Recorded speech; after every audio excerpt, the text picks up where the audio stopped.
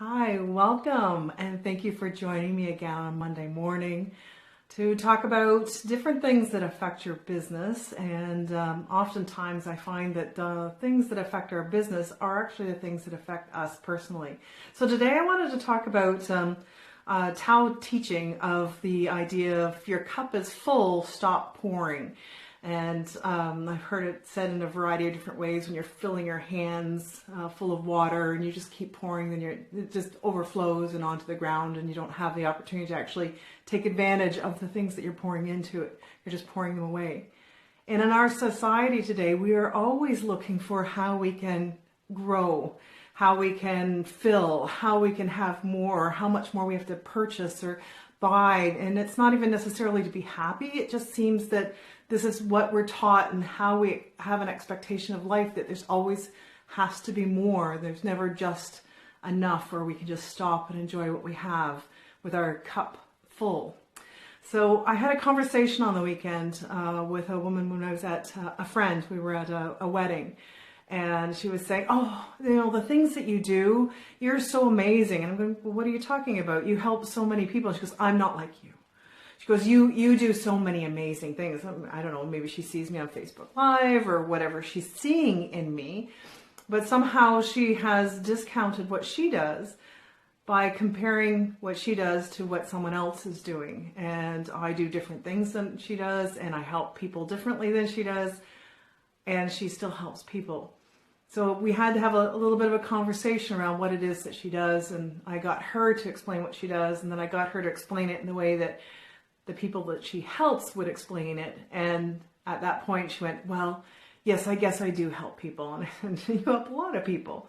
And it's just a different aspect of how we help, because even one drop makes a difference when you have one drop happening over and over again.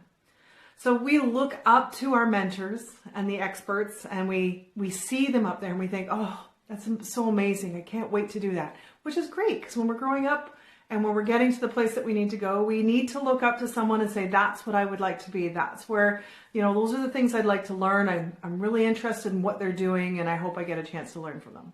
Okay. We learn from our teachers, and of course we do. We have to, there's core things that we had to learn. We had to learn from our parents. We had to learn from the, elementary school and high school, and then going into university or college or whatever post-secondary learning you had. And you might say, well, I didn't go to post-secondary school, so I really don't have a lot of learning. And if you're not continually learning in whatever aspect that is, then you're kind of stagnant in what you do. So we're constantly learning.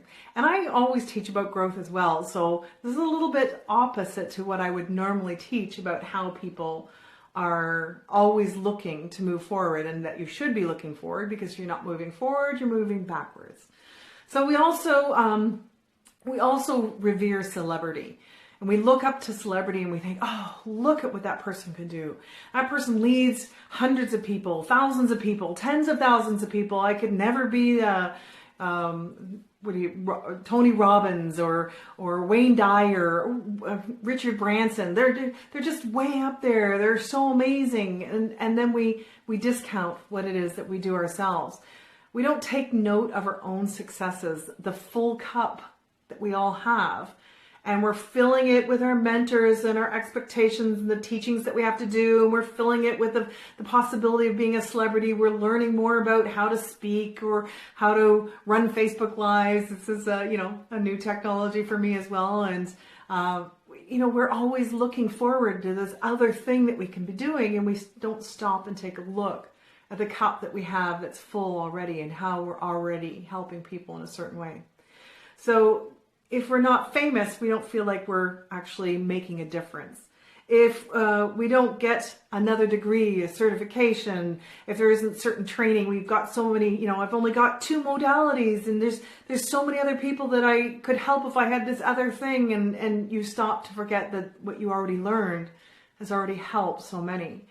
And if we're constantly putting experts and mentors on a pedestal, then every time we get close to that pedestal, it becomes our normal, and we look up at the next mentor and we say, well, that's where I need to be. I'm not there yet. And if you're not there yet yourself on everything that you do, you will never be there. There'll always be another pedestal. There'll always be someone doing what you're not doing. And if you're not focused on what you are doing and what you can do for the people that you already serve, then you're discounting your expertise and you are actually taking that away from the people that you can serve.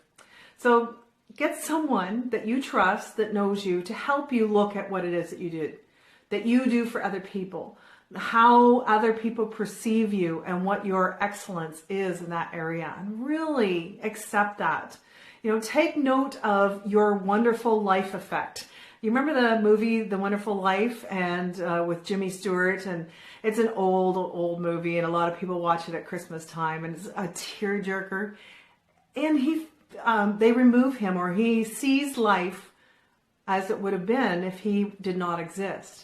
And the amount of people that were touched by his life, that's you. The amount of people that are touched by your life. So take a look at the people around you and think of what their life would be without you in it. And don't look at it as being arrogant or egotistical. This is just an exercise to help you see what it is that you do in the world so that you can actually live in the full cup life, as opposed to I've not filled it enough and continually filling.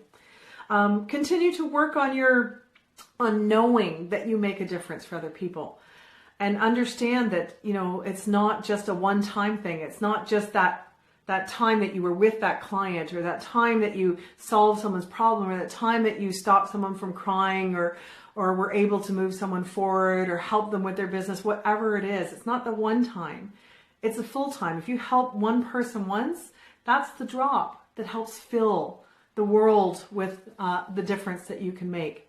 And every person brings their own drop, and you bring it over and over again. And that's how we fill a world, with people that can make a difference, and with people that can feel the difference, that are served by us. So if you want to make a difference in the world and your cup is full, but you don't know how to look at it for yourself, if you want me to help you connect that to your business, you can call me and just let me know, and we'll set up a strategy session. Otherwise, join me for breakfast if you're local to the Toronto area on Wednesday, October the 18th. It's just open to anyone. You can RSVP on the link that I'll put below this video, and it's free to you. You just have to buy your own breakfast, and we'll have some conversations and get connected.